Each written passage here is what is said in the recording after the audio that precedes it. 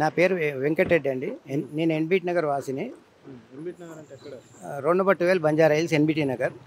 నేను అక్కడ నివాసిని.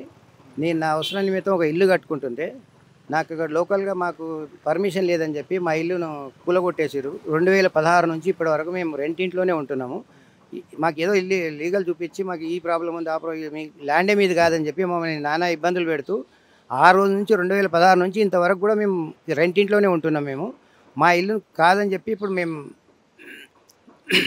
ఇప్పుడు వాళ్ళ పిఏ అని రవికుమార్ అంటే ఆయన మేయర్ పిఏ రవికుమార్ అని అఫీస్పేటలో ఇల్లు కడుతున్నాడు ఇల్లీగల్ కన్స్ట్రక్షన్గా. నోటరీ ల్యాండ్లో 300 గజాలు G+6 పెంట్ హౌస్ చేసి ఇల్లు కడుతున్నాడు.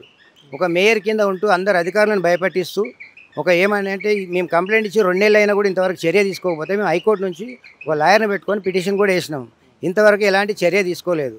కావాలంటే మేము చూపిస్తాం అవన్నీ సాక్ష్యాలు చూపిస్తాం.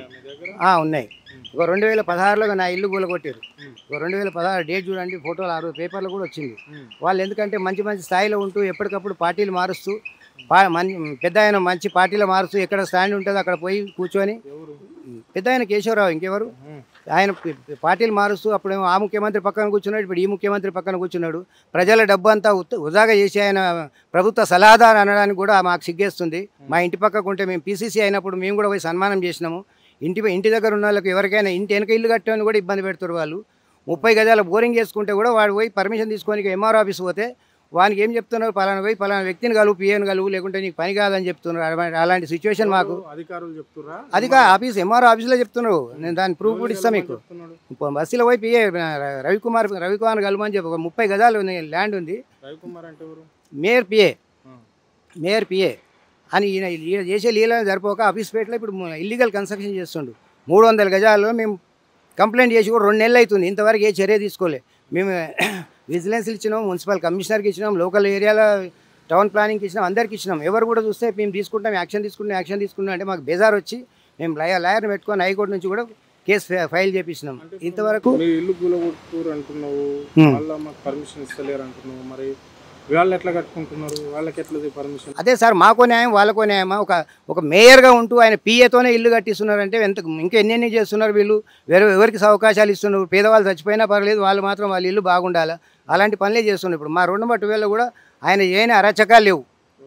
రవికుమార్ ఆయన చేయని అరాచకాలు లేవు. ఇప్పుడు వచ్చి చూడండి మీరు, మా పక్కకి 6 ఫ్లోర్ల బిల్డింగ్లు కట్టారు. ఇప్పుడు మరి వాళ్ళకేం పర్మిషన్ ఉంది, నాకేం లేదు. నేను 25% 59 జీవో కింద 25% 11,70,000 కట్టినా 108 గజాలకు.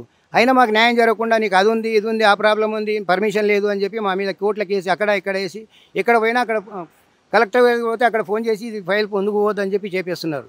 ఎక్కడ పోయినా మేము 2016 నుంచి ఇప్పటివరకు తిరిగి కాలు చెప్పులు అరిగిపోతున్నాయి మాకు. ఇప్పుడు ఆయన కడుతున్నాడు, మరి దానికి ఏం న్యాయం ఉంది, మాకేం న్యాయం ఉంది? ఆయనకో న్యాయం, మాకో న్యాయమా? ఇప్పుడు ఒక మేయర్ స్థానం నుండి ఆమె అలాంటి ప్రోత్సహించడం ఎంతవరకు న్యాయం? డబ్బులు డిమాండ్ చేసారా? ఇక చేసేవాళ్ళు చేసిరు, వాళ్ళ పిఏలకు పడకపోతే వాళ్ళకి మనుషులకు పడకపోయినా కూడా ఎవడు ఇల్లు కట్టుకోవద్దు బస్సులో. అలాంటి ప్రాబ్లం 2/12లో. వాళ్ళు అందరికీ నచ్చితే కానీ అది ఏమంటారు, టీం ఒకటి ఉంటుంది ట్యాక్స్ అనేది, ఆ టీం అందరికీ నచ్చాలి. వీళ్ళు ఆ మేడంతో మాట్లాడుకుంటే కిందలతో కింద ఇద్దరితో కలవకపోతే రోడ్డు మీదకి రావాల్సిందే. మాలాంటి వాళ్ళు 2-3 బలి చేసి ఒక ఆయన ఇట్లా అయిపోయింది చూడని చెప్పి వేరే వాళ్ళని భయపెట్టించి వసూలు చేస్తున్నారు. మేయర్ డబ్బులు అడిగింది కాదు, అడిగింది. ఎందుకంటే అడగడం జరిగింది, మళ్ళీ వాపసు కావడం జరిగింది, అన్నీ జరిగినాయి. ఆయన పడనీయాడు, ఆమెకి కొంచెం ఆలోచన లేదు. ఆమె కింద ఉన్న పిఏనే మొత్తం నడిపించేది, ఇదంతా వ్యవహారం నడిపించేదంతా పిఏనే.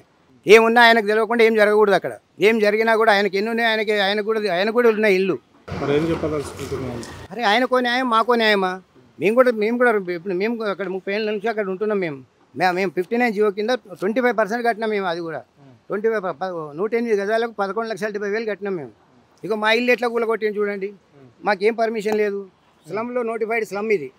నోటిఫైడ్ స్లమ్లో మేము ఏమేమి తప్పు చేసినాం చెప్పండి. మా పక్కకు 6 ఫ్లోర్ల బిల్డింగ్లు కడుతున్నారు, వాళ్ళకేం పర్మిషన్, నాకేం పర్మిషన్ లేదు. ఏమనంటే ఇల్లీగల్ కన్స్ట్రక్షన్, పర్మిషన్ లేదంటారు. ఓన్లీ మేయర్దే ప్రభావం ఉందా, ఇంకా వేరే వాళ్ళది ఎవరిది లేదా? ఆమెను ఆడిస్తున్నారు కింద ఉన్న పిఏ. ఆమె ఆలోచన ఏముండదు. ఇక మాది 59 జీవో కింద రెగ్యులరైజ్ అయింది. ఇది 25% కట్టి 11,70,000 కట్టిన 108 గజాలకు. మమ్మల్ని ఇంకా ఎక్కడ పోయినా మమ్మల్ని ఇబ్బంది పెడుతున్నారు. మన స్థానిక ఎమ్మెల్యేకి ఎప్పుడైనా కలిసినామా ఈ అంశంపై? కలిసినాము. ఆయన పార్టీలన్నీ ఒకటే కదా, పార్టీలు మారుతూ ఆమె వాళ్ళని ఎవరి దగ్గర రానియారు. నా దగ్గరికి వస్తావాను, నన్ను కాదని పోతావాడికి. ఇప్పుడు ఆయన కట్టే ఇల్లు ఇది, ఎవరు కట్టేది? రవికుమార్ కట్టే ఇల్లు ఇది. ఎక్కడ? మరి దీనికి ఏముంది? ఆఫీస్పేటలో ఉంది, ఉమ్, G+7 G+6 పెంట్ హౌస్. ఉమ్. మరి 300 గజాలు సెట్ బ్యాక్ లేదు, పర్మిషన్ లేదు, ఏం లేదు. మరి ఈయనకో న్యాయం మాకో న్యాయమా?